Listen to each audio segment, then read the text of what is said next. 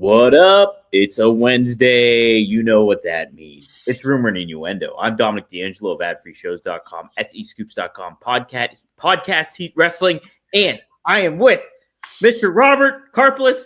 He's a former WWE writer, WWE_underscore creative-ish. Robert, hey, happy Wednesday. So excited because I knew Dom was going to screw up at some point during the intro, and we got it like 3 times. Yes. It's fantastic because it's the same intro every single day, Monday through Friday, and he still finds ways to keep it spontaneous, to keep it upbeat. What are you doing with your hat? You're throwing things off. We'll say hi to E, who says, "What's up?" What's up? Wanna Breeze says, "Hello, R and I. When you point your finger, you have 2 sisters pointing back at you. Don't you dare." Devin Dowling says, "Ayo." Ayo. Then he asks, anyone else's town getting a blizzard right now? It's rainy up here. It's 83 degrees right now. How dare you, Robert? I'm staring at sunshine, palm trees. The pool is glistening. It's a beautiful day here. I may actually go for a nice stroll after this. Pop the headphones in and listen to a book, an audio book that I'm in the middle of listening to right now. How dare you do such fun things like that in nice weather, nonetheless?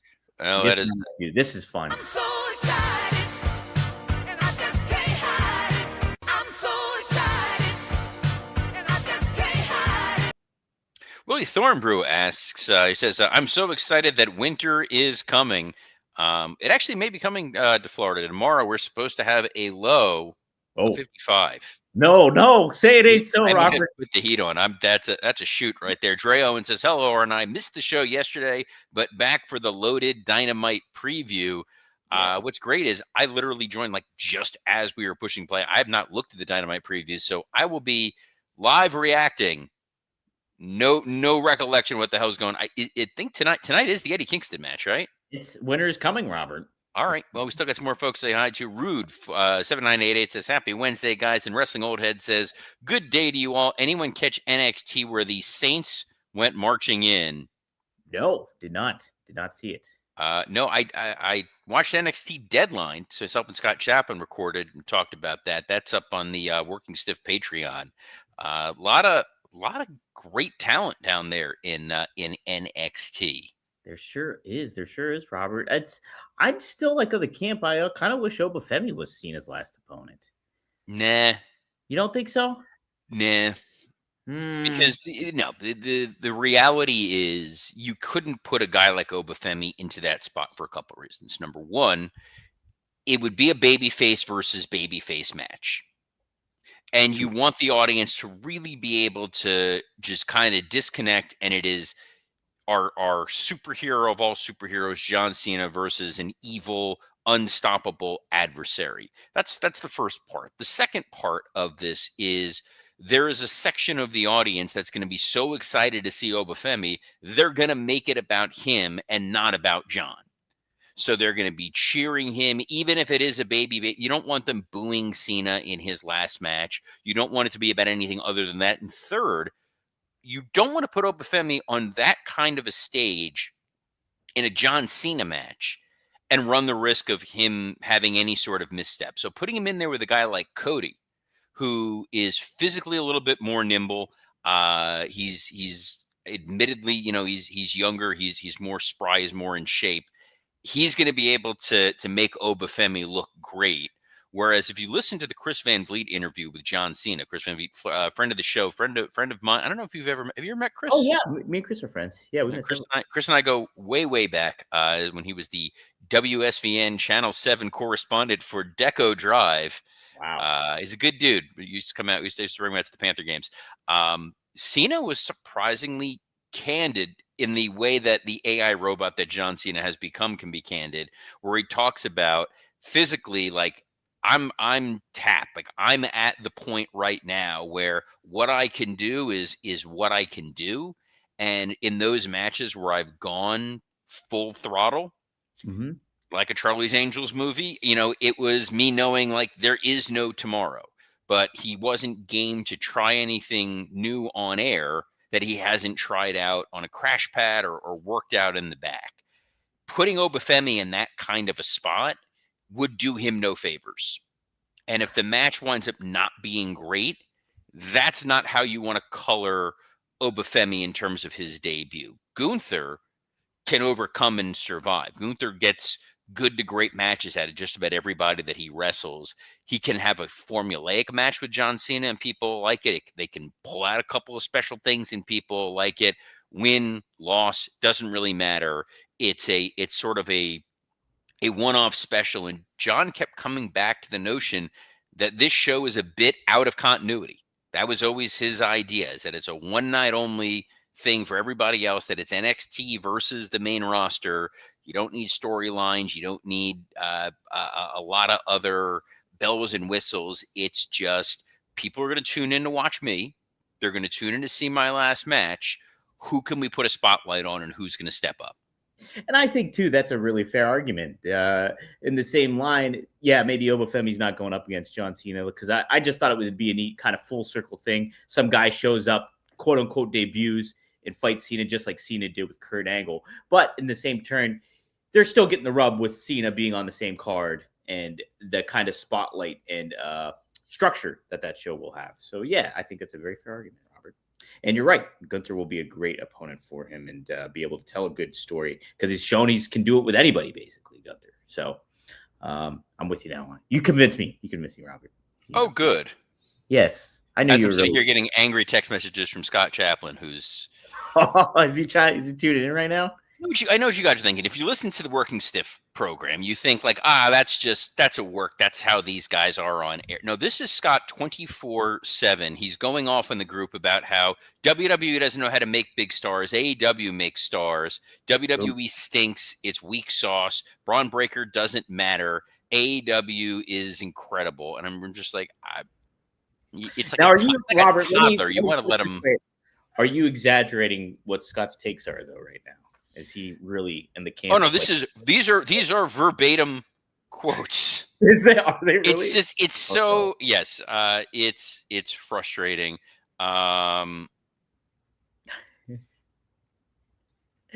Who you are making this up? WWE stinks. Yeah, Rhea isn't even judged by her matches. It's just that dorks think she's hot. Sometimes he's doing it just to get under skin. Yes, it seems it happens. But you know what? He's passionate about what he loves. He is an AEW sicko. And speaking of all, Marty's pissed. I think he's excited. You talk about All Elite Wrestling. I'm going to go get the dog. I will definitely indeed do that because, to Scott's point, tonight feels like a pay-per-view. This is what an AEW pay-per-view should actually be. Is this winner is his coming card? Obviously, the length should be what it is too, I think. But this is a really good card. No better place for AEW Dynamite. Atlanta, Georgia, very WCW-esque, TBS. It epitomizes. So this is what Tony Khan... Hey, you didn't let me guess where they were. Well, it was helping me set up where it was. So I had to. I was gonna guess. I was obviously gonna assume that they're one of these days they are gonna be in Shreveport, Louisiana, and it's gonna be the best. Maybe I'll go if they ever go to beautiful Shreveport, Louisiana. I will fly in for that show simply to pay this joke off. I couldn't tell you. I'm not going to Shreveport, Louisiana. Kevin Kellum joining us live says WWE doesn't know how to make stars. Marty is not having it because he's a smart dog. He knows there are big stars being made by the world of wrestling entertainment. Oh, well, Robert, yeah, this is a good card, I think, tonight. We'll get your thoughts, though, all right? We have the AEW Women's Tag Team Championship. That's the Babes of Wrath, Harley Cameron and Willow Nightingale, taking on the Timeless Love Bombs, Mina Shirakawa. Isn't this for this is for the title? Neither one of them has the coveted AEW Tag Team Championships. Yes, this is for the titles. Robert, I'm still of the camp that it should have been Megan Bayne and Marina Shafir. So this is kind of an odd one, but still should be a fun kind of title match going on, I think, between these. It's a lesser match. It's babyface, where the crowd is not going to know exactly who to support because there's folks who love the Harley Cameron shtick. They love Willow Nightingale. She's very much sort of the Mick Foley of the AEW women's division. And then you got people who go crazy for Mina Shirakawa and Toni Storm. So putting either one of them up against a heel team would have made for a great finals. Instead, you're going to get slightly muted reactions. You're going to get a crowd that's not going to know exactly what to do when there is ultimately a winner. You don't have 100% consensus. Everyone is not going to be over the moon thrilled. If it was going to be Willow and Harley, then yes, Megan Bain and Marina Shafir would have won last week. But because they didn't, it feels like it's going to be Toni Storm and Mina Shirakawa. They want to be able to say they are our first AEW Women's Tag Team Champions. And then you can go to a rematch against Marina and Megan Bain. Well, I just think that's so stupid. I think it is. I think like if that's the route they take, Toni Storm's already established, and I know in so many ways she's Teflon for AEW too. To put it on somebody like Willow and Harley, two women wrestlers that have been very, for the most part, underutilized by AEW, considering their charisma and their talent. It's a disservice to them. I think that if they don't win the titles tonight. I think it is. It's an odd decision across the board, but again, I think part of it is, Tony sometimes looks at who's going to answer the trivia question in 20 years of who were the first ever AEW Women's Tag Team Champions. So to be able to say that it was Toni Storm who was the inaugural Women's Tag Team Champion in his book means something. I can get that to a point, but Dre Owens just got himself banned. He just said Julia and Sky Blue should have been the first champs. No. I mean, that beatdown on Collision, I can't believe I'm quoting, I'm talking about Sky. I watched Collision. Yes. There was a segment where Julia Hart and Sky Blue were beating down people in the back. Every time they're on TV, it gets so bad that it's almost like performance art. It's almost like they're trying to see what sort of meta commentary they can make on professional wrestling. Let me ask you this. Was it Riot Squad bad? I like the Riot Squad. You liked the Riot Squad, Robert? Riot Squad were great. No. What do you have against the Riot Squad? They were awful. The stuff they did backstage, like spray painting doors or like knocking over trash cans, it was like... It was edgy. It was edgy, Dom. You don't understand. Get out of here. They were a squad of riot. Hey, we're gonna get a riot with this one, Robert. I don't know even know where to pivot with you because I don't have the card in front of me. So again, I don't know if I'm setting up something here. It's Hangman Adam Page. He's teaming up with Swerve Strickland. They're going up against the Ops. That's Powerhouse Hobbs, and that's Shibata tonight. Yes. All right.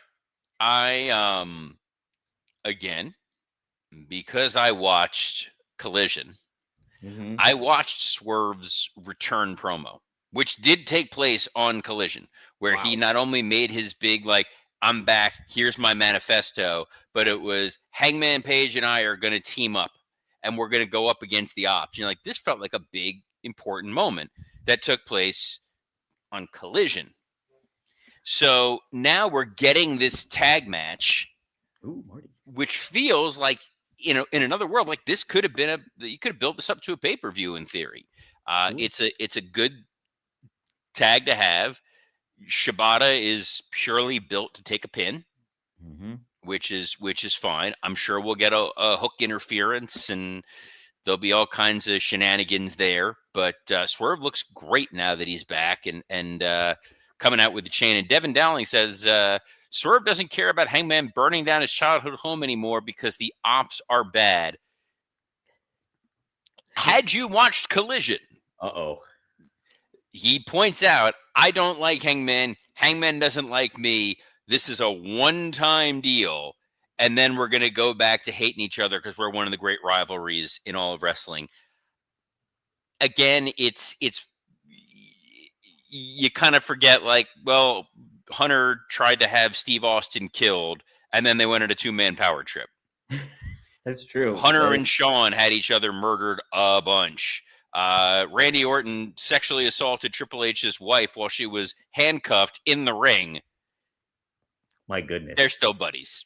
Like wrestling is just one of those where if you have a long memory, either you're going to be disturbed in the head, or you're going to be Kevin Owens, which was always Kevin Owens' gimmick. The only guy who remembers what happened in wrestling. Willie Thornbrew says, "What is this collision you speak of?" This was because it was Continental Classic, and Scott was like, "Hey, you should watch an episode of Collision." I watched it. You're not going to believe this is what they gave away on Collision. Let's hear it. You know who John Moxley faced on Collision in the Continental Classic? No, who? Konosuke Takeshita. Oh my God. Takeshita beat Moxley clean on Collision. Dude, and before people get all like, "Well, this is fun," this would have been like in the peak of the Attitude Era. If you would have been like, "Oh yeah, no, Triple H beat The Rock on Sunday Night Heat." Yeah. Clean. And it's not a Super Bowl halftime show either. And not on halftime heat with that camera coming down, which is still one of the dumbest decisions in the history of wrestling. I hate that camera. That damn camera. Yes, that's some of the best acting The Rock ever did, yelling at that camera. Well, hey, we got more Continental Classic going down, Robert. It's Good. The Gold League. Okada. Okada, he's by the way, mm-hmm. outside of Tony Marie Khan, whom we love, who is keeping track of what league is which? I don't think anybody. Like, are there kids on the playground? I don't have kids that even go on the playground, and they're like, "Who you got winning the Gold League, brah?" Is that how kids talk nowadays on the playground, brah? I don't know, and that's not how my kids talk. But my kids also don't watch wrestling, Collision? So yeah, they're not coming up to me like, "Hey, Dad, can we stay up and watch Collision?" Well, Robert, you got Okada. He's 1-1. He's got 3 points. Hold on. Wrestling Old Head says it's like Pokemon. No. If we're gonna go gold and blue, that's early '90s X-Men. Yes, you got to go X-Men. That's 1991 X-Men when they split them with the X-Men and the Uncanny X-Men. Mm-hmm. And I know a lot of people like blue because that had Wolverine. I was a gold guy because I'm a Colossus guy. Best character in all of comic books. Oh, you give me Gambit any day of the week. X-Men Uncanny X-Men 266 is one of the few that I do not own. One of these years, I'm going to get it. I keep an eye out. Like, I keep looking online and thinking, this is how I don't remember what's scheduled for tonight's episode of Dynamite, but Wrestling All Hit says, "Well said, Robert. I love Cable. New Mutants 87. First edition, which I own." Oh, shoot. You do know it. It's a random. There's like 10 or 15 that I just randomly, like, guys from like as a kid, just like burrowed into my brain. Do not remember the last time as an adult I read a comic book. It's been several decades, though I did for my 40th treat myself and got Giant Size X-Men #1. Wow, that was my big. That was my big. I wanted it since I was a kid. Yeah, but yeah, the debut of Gambit. That's the best comic I own right now. It's probably like I just was always been a fan, so I had to get Gambit's was a top 5, no doubt. Ripping cigs back in the day. Him and Wolverine all the time in the comic books. Yes, cigarettes are cool, kids. You should be smoking cigarettes. Smoke cigarettes. You can be cool like Gambit. Yeah, smoke cigarettes and play basketball, everybody. That's what Gambit taught you in the comics. I wish Moxley could smoke cigarettes on TV. Like coming down to the ring smoking a cigarette. Yes, it should happen. He should do it. Few people could get away with that. You know who I guarantee you would be puffing a couple cigs on there would be Eddie Kingston. Samoa Joe, too. You'd be pounding a couple nails. Joe was a bastion of health. No. I think I've seen Samoa Joe smoke before. I'm trying to think most wrestlers dip because they're worried about the lung capacity. Yeah, true. The guys that I would like, yes, there's guys who vape, but most of them dip. The only guy who I remember like actively smoking cigarettes, and it was all the time, was Jim Ross.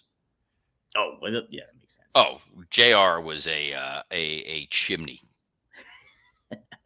I saw him ripping cigs in the green room in Chicago during StarCast. Did he think you were there as a Make-A-Wish? Oh man, what's wrong with this one? What's that short bald kid doing here? Hey Connie, what's with the little shrimp looking kid? What kind of cancer you got there, little guy? It's got the Skittles cancer. It's fruity, delicious, fruity cancer. Samoa Joe Eddie Kingston is our AEW World Title match, but there are 2 other Continental Classic matches. Right, Robert, don't bury the lead here. It's Kazuchika Okada. He's 1-1, got 3 points. He's going up against Jack Perry, who I did not know was in the tournament. Is 0-1, and he's got 0. I get to do the Scott Chaplin catchphrase again. Well, if you watched Collision, there was a video that Darby filmed on top of a building for some reason, talking about how he is not medically cleared to wrestle anymore at the moment. And his legs just like gave out on him while he was wrestling, and the doctors won't clear him. And now he's been replaced by Jack Perry. And to quote Pitch Perfect 2, which is a sequel to one of my all-time favorite films, that was a lot of exposition. Oh my goodness. Darby just threw a lot of information in a very short thing. And all I kept thinking the entire time was, this is really well lit for being on the roof of a building. Darby's like freaking O.J. Simpson in the Naked Gun movies, where he constantly gets beat up, and he's just like, soon he's gonna be like just in a full body cast, like being wheeled around. Well, someone go check on Priscilla Kelly to make sure that we haven't gone full OJ. Oh boy. Hey now, rumor and innuendo. Kyle Fletcher is taking on Speedball Mike Bailey. Yes, Mike Bailey. That'll be fun. Yes, should be a fun one. Kyle Fletcher's 2-0. Mike Bailey needs a win here, Robert. It seems like he might get it tonight. I think. Okay. I think I'm not losing much sleep over it if he doesn't. I'm sure you're concerned. Hey, main event. It is Samoa Joe. Maybe ripping some cigs. And maybe Eddie Kingston will rip some cigs too. It's a AEW World Championship match here, Robert. Who does Samoa Joe retain, do you think? Well, if you watched Collision, you would have seen a great Eddie Kingston promo, by the way. That's what where he's like, I'm not winning this just for me. I'm trying to do this for future generations because Joe, you were the guy we used to respect. You're a rat. You're a snake. I got to get this title off you. There's no chance Eddie Kingston is winning. They're setting him out there to get sacrificed, which is fine.